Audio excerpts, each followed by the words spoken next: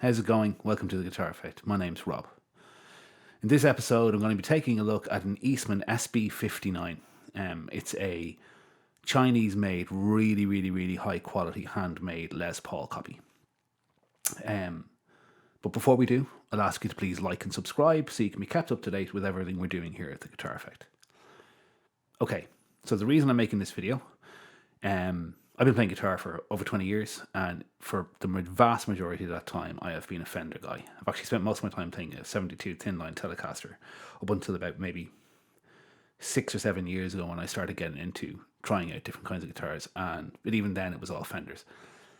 About a year ago, maybe even less, I picked up an Orville Les Paul Standard, about 20 years old, 1997 Les Paul Standard in a local music store. I've made a video about that guitar in an earlier video. And I'd always heard that really good Les Pauls sound like Teddies on steroids. And anyway, I'm rambling a bit, but I picked it up in the shop and was blown away by it. And I kind of reckon at that point in time I got what Les Pauls were, what they're supposed to be, what they're supposed to sound like. And with that, I kind of got the Gibson thing and got a bit of a bug for the Gibson thing. So I'm on the search for an Orville 335 at the moment. It's my next guitar I want. But aside from that, a friend recently made the decision to buy an Eastman Les Paul. He's owned a lot of Les Paul, a lot of high-end guitars. He really likes high-end guitars. I'm not so much of a high-end guitar guy, but he is. And so he's a couple of PRSs, and he's had a few Les Pauls over the years. He's even had a custom shop 335 at one point. And he wanted to get a new Les Paul. And so he debated over a lot of things and ended up buying this Eastman SB59 off of Reverb. So he has kindly lent it to me for me to have a look at it and maybe do a review of it. And so that's what we're going to be doing tonight. And the first thing I'm going to do is give you a listen to it. So I've used it to record the guitars on one of my band's tracks. I think I'm testing the versatility of the guitar by playing it in this track. So, yeah, here it is. Have a listen.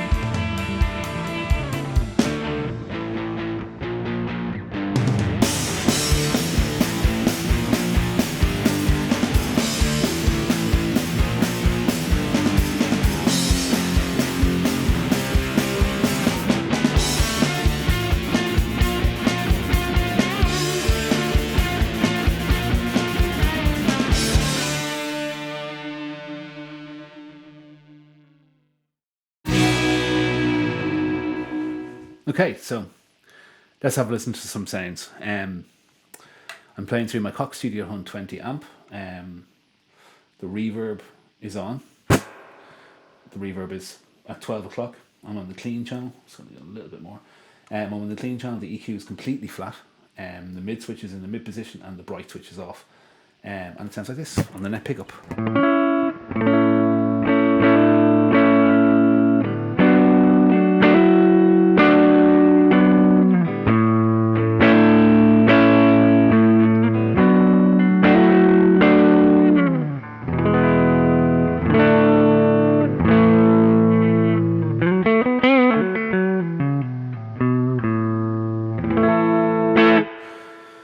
So,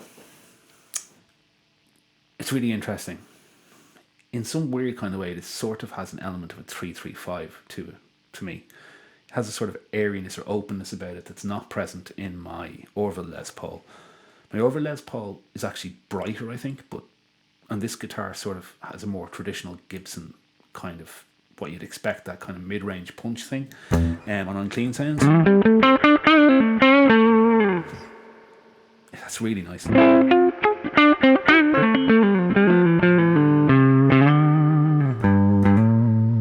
It plays beautifully over neck. The neck edges feel absolutely immaculate, and it sounds really good.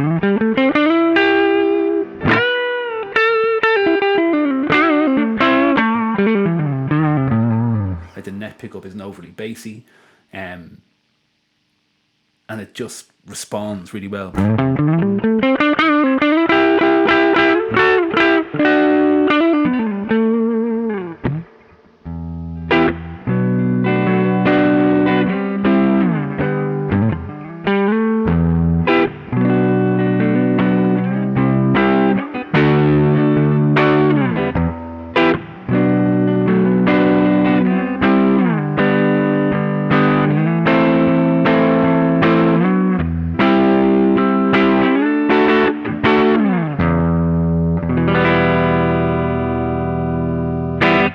So there you have the neck pickup, clean channel, loads of reverb. Onto the middle setting, I'm going to turn on the compressor now. So I like compressor in the middle setting with Les Pauls.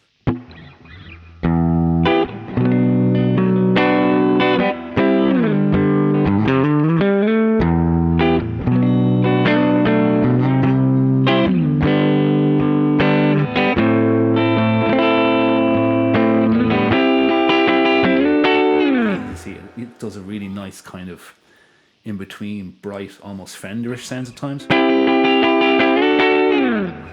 With the compressor on, so if I go for the typical kind of funk thing.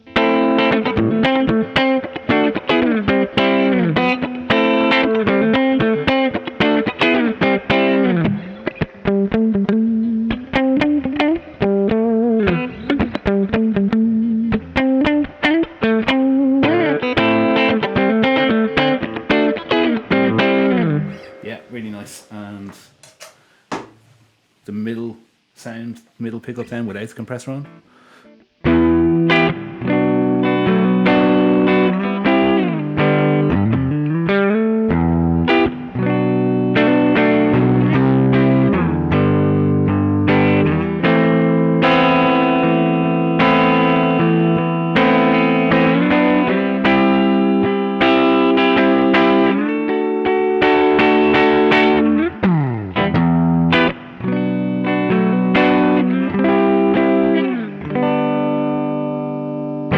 So, again, very, very different to my Orville.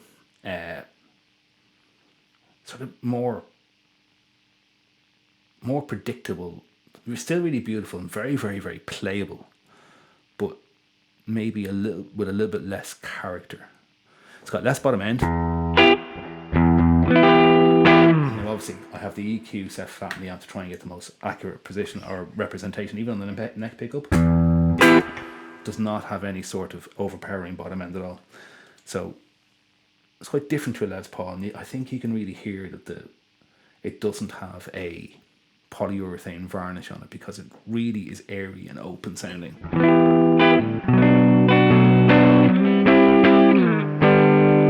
Extremely articulate. You know what I'd say about this so far, having played it? This is an absolutely phenomenal instrument. And it's a phenomenal twin humbucker sounding guitar. I don't know if I'd necessarily say that if I went to pick up a Les Paul to get a Les Paul that sounded like a Les Paul, this is what I'd expect.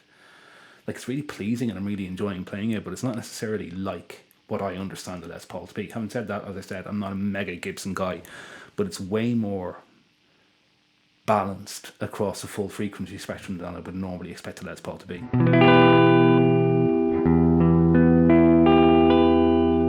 Pickups are Lawler Imperials, which are really, really, really high quality pickups, and it really shows.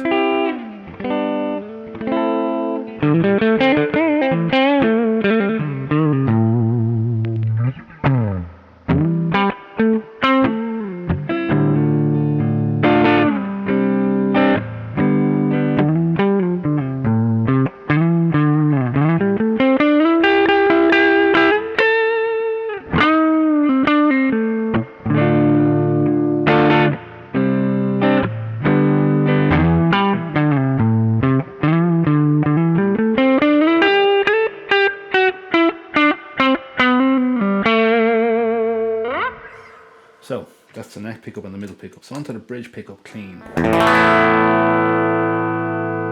Let's do that again. I mean, that really is gorgeous. This guitar, it's not, I wouldn't say it's light, but it's not heavy. And I really think you can hear that. It's really got a lot of energy about it.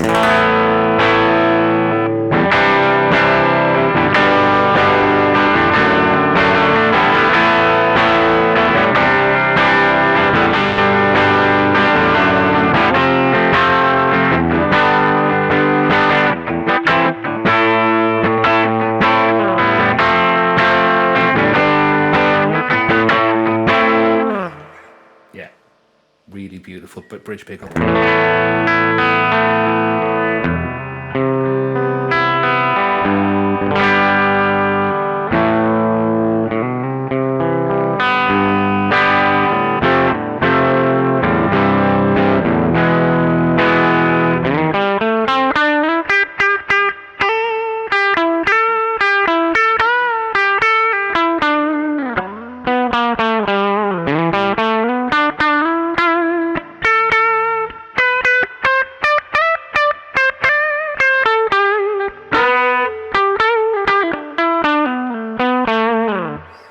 Just, it plays beautifully all over the neck. The action and setup is absolutely superb.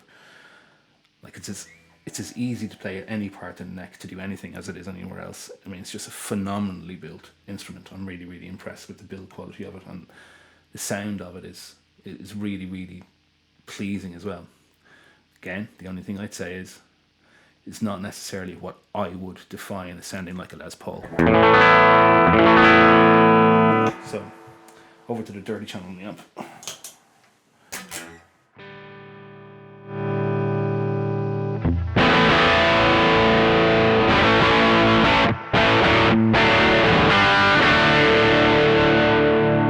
A bit less gain.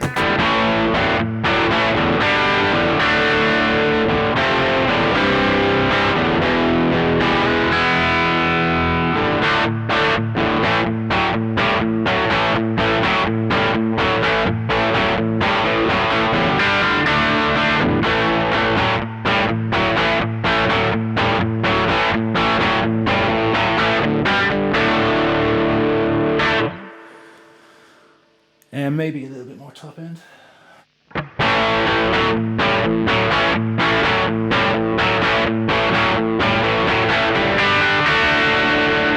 a really, really, really beautiful guitar sound for a kind of a crunch, you know, just past edge of breakup.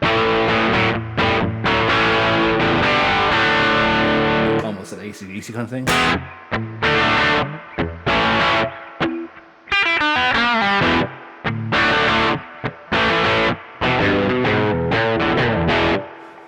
Really. Again, the openness and the sort of breathy mids and top end really comes. If I clean it up a bit.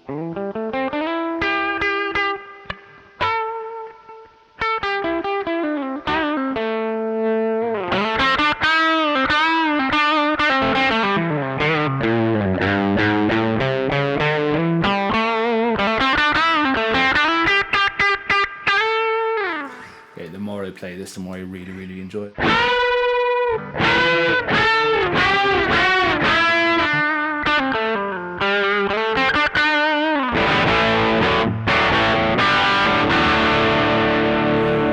So if I put a tube screamer on top of that.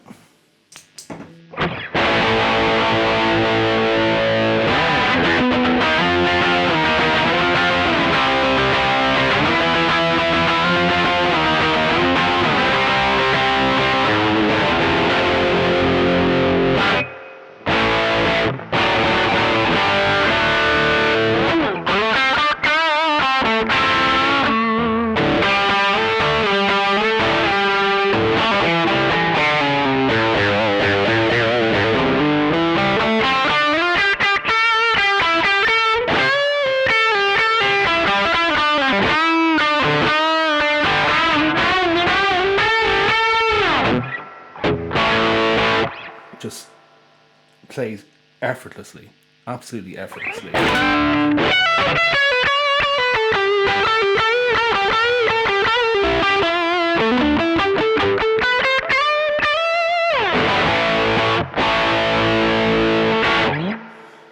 that's the back pickup with the tube screamer on. So on to other kind of dirty sounds. So middle setting.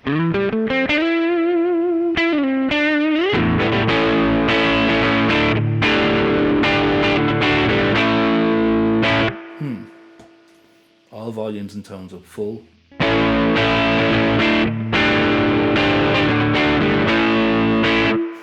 Not liking it in the middle position as much as my Orville.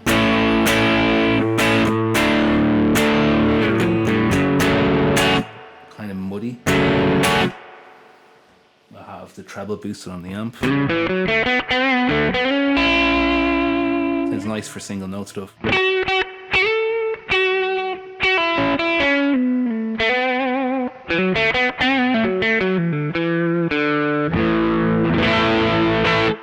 Not liking this as much for middle pickup combination stuff on dirty. Rolled a bit of mid out of the amp.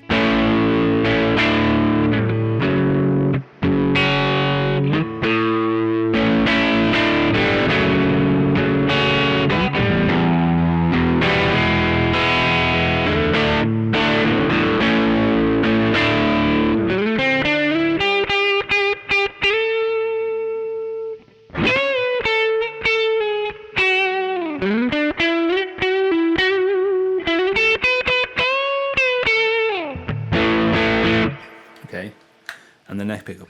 Yeah, it sounds like a Les Paul, really like a Les Paul there.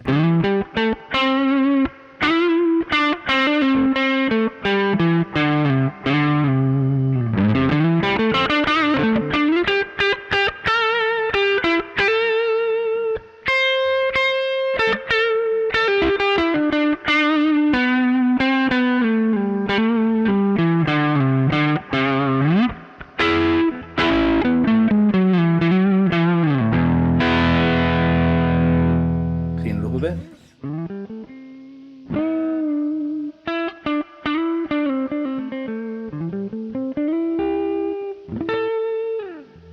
So it does lose a significant amount of top end when you roll the volume off, which is a characteristic of Les Pauls, and it's supposed to do that.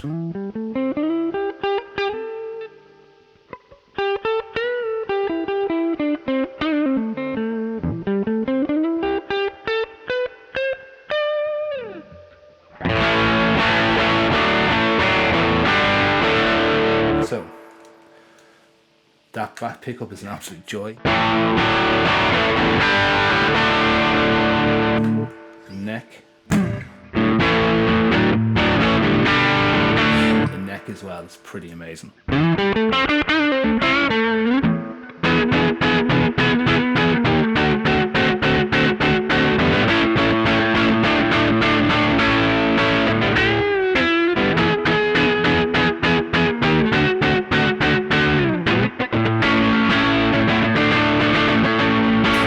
Prefer it for that sort of indie, jangly kind of thing.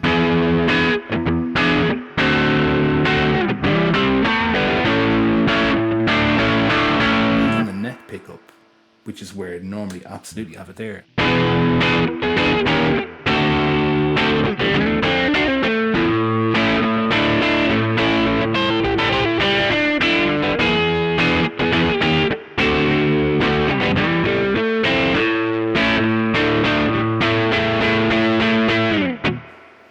Yeah, and then that I'm kind of playing a bit more in the middle pickup, I don't mind it as much, but I definitely prefer that. Okay, so yeah, some really, really interesting sounds. I might grab the Orville just for a second and play some of the similar things and see how it sounds different. So just stick with me for 1 second.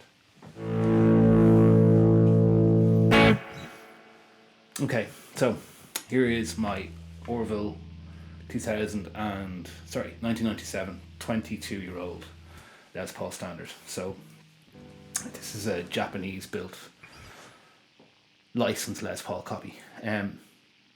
Immediately when I pick it up, it just feels much more like a Les Paul in my hands. I'm not saying that that's necessarily a good thing, that this is better in any way. It just feels more like a Les Paul. And one thing I will say straight off the bat, this thing is an absolute nightmare to get in tune and keep in tune. It is really, really hard guitar. Now, I do think I need to replace these machine heads because of the age of the guitar with some Grovers that have a better tuning ratio, because sometimes you can turn the machine head on this quite a significant degree and the actual guitar pitch doesn't change. So it needs some work and some love. But so same construction, all mahogany body, but with a polyurethane, I think, actually finish, and then a maple cap. It's got, you couldn't call it a flame cap, it's kind of like a plain top, with two original Orville 20-year-old humbuckers, and on the bridge pickup, sounds like this.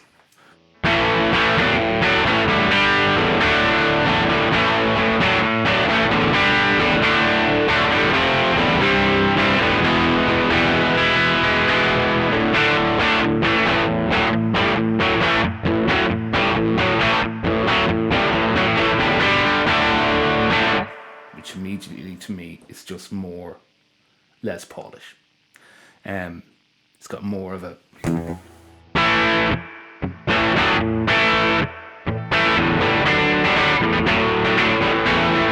thing going on, you know. It's just got more of a Les Paul-y thing going on. It feels more like Les Paul. Actually, the neck is probably a similar profile to the Eastman, which is weird because when I picked up the Eastman I thought it was a chunkier neck, but it's a different finish. I wonder is that what's contributing to that. This feels a little bit more toppy. The mid-range is a little bit more pronounced in the particular frequency it cuts. That middle setting that I was talking about.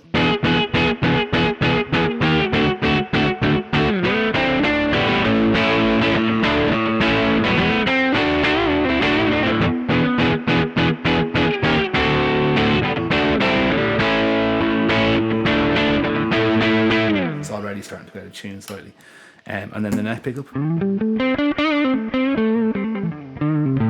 Okay, so this sounds less airy, but it has more top end and it's more like bassy mahogany punch coming off it. Just an interesting comparison, because this is the benchmark of the Les Paul sound. The strings are a little dead as well, that I will be judging the Eastman against if one accepts that it's trying to be a Les Paul. So yeah, interesting.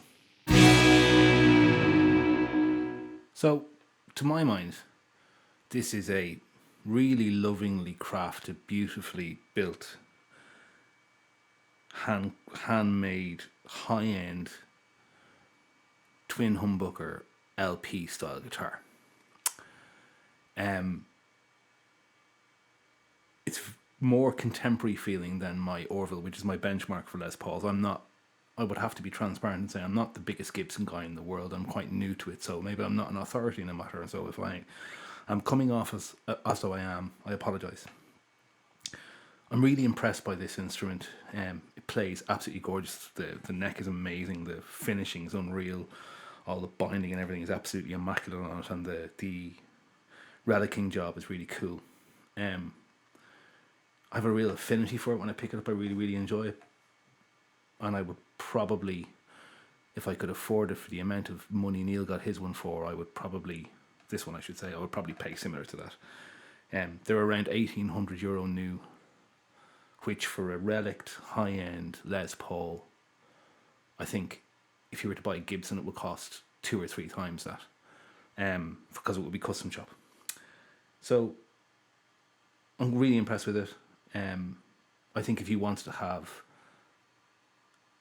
a vintage style Les Paul guitar to take out on the road, this would be a really good option. I'd say it's really reliable.